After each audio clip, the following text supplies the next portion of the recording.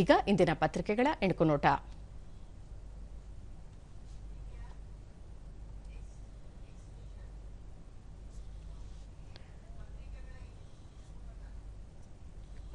ಐದು ವರ್ಷದಲ್ಲಿ ವಹಿವಾಟು ಡಬಲ್. ಪ್ರಧಾನಿ ನರೇಂದ್ರ ಮೋದಿ ಮತ್ತು ಕತಾರ್ ಅಮೀರ್ ಚರ್ಚೆ. ಹಲವು ಒಪ್ಪಂದಕ್ಕೆ ಸಹಿ.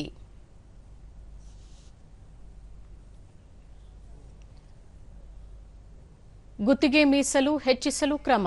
ದಲಿತ ನಾಯಕರಿಗೆ ಸಿಎಂ ಭರವಸೆ. ಬಜೆಟ್ ಪೂರ್ವಭಾವಿ ಸಭೆ. ಸಚಿವ ಎಚ್ಸಿ ಮಹದೇವಪ್ಪ. 32 ಲಕ್ಷ ಆಸ್ತಿಗೆ ಬಿ ಖಾತಾ ಭಾಗ್ಯ. ಇಂದಿನಿಂದಲೇ ಅಭಿಯಾನ. 3 ತಿಂಗಳ ಒಳಗೆ ಪೂರ್ಣ. ಅನಧಿಕೃತ ಬಡಾವಣೆಗಳಿಗೆ ಕಡಿವಾಣ. ಜಾತಿ ಗಣತಿ ವರದಿ ಜಾರಿ ಆಗೇ ಆಗುತ್ತೆ. ಈ ಬಗ್ಗೆ ಅನುಮಾನವೇ ಬೇಡ. ವರದಿ ವೈಜ್ಞಾನಿಕ. ವಿರೋಧಕ್ಕೆ ತಪ್ಪುಗ್ರಹಿಕೆ ಕಾರಣ. ಮುಖ್ಯಮಂತ್ರಿ ಸಿದ್ದರಾಮಯ್ಯ. ಇಂದಿನಿಂದ ಚಾಂಪಿಯನ್ಸ್ ಟ್ರೋಫಿ ಹಂಗಾಮ. ಉದ್ಘಾಟನಾ ಪಂದ್ಯದಲ್ಲಿ ಪಾಕಿಸ್ತಾನ ನ್ಯೂಜಿಲೆಂಡ್ ಸೆಣಸು.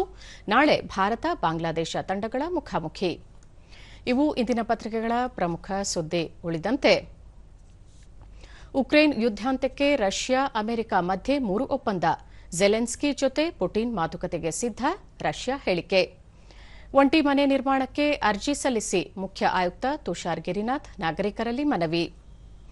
ಮಾರ್ಚ್ 1ಕ್ಕೆ ನಗರದಲ್ಲಿ ಸೇಫಥಾನ್ 2025. ರಸ್ತೆ ಸುರಕ್ಷತೆಯ ಕುರಿತು ಸಾರ್ವಜನಿಕರಲ್ಲಿ ಅರಿವು ಮೂಡಿಸಲು ವಿವಿಧ ಇಲಾಖೆಗಳಿಂದ ಅಭಿಯಾನ.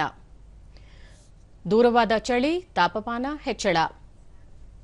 ತೆಂಗಿನಕಾಯಿ ಬೆಲೆ ಕಿಲೋಗೆ 70 ರೂಪಾಯಿ ಏರಿಕೆ. ಬೆಳೆ ವಿಸ್ತೀರ್ಣ 1.17 ಲಕ್ಷ ಹೆಕ್ಟೇರ್ ಇಳಿಕೆ. 40% ಇಳುವರಿ ಕೊರತೆ. ಮಾರುಕಟ್ಟೆಗೆ 60% ಪೂರೈಕೆ ಕಡಿತ.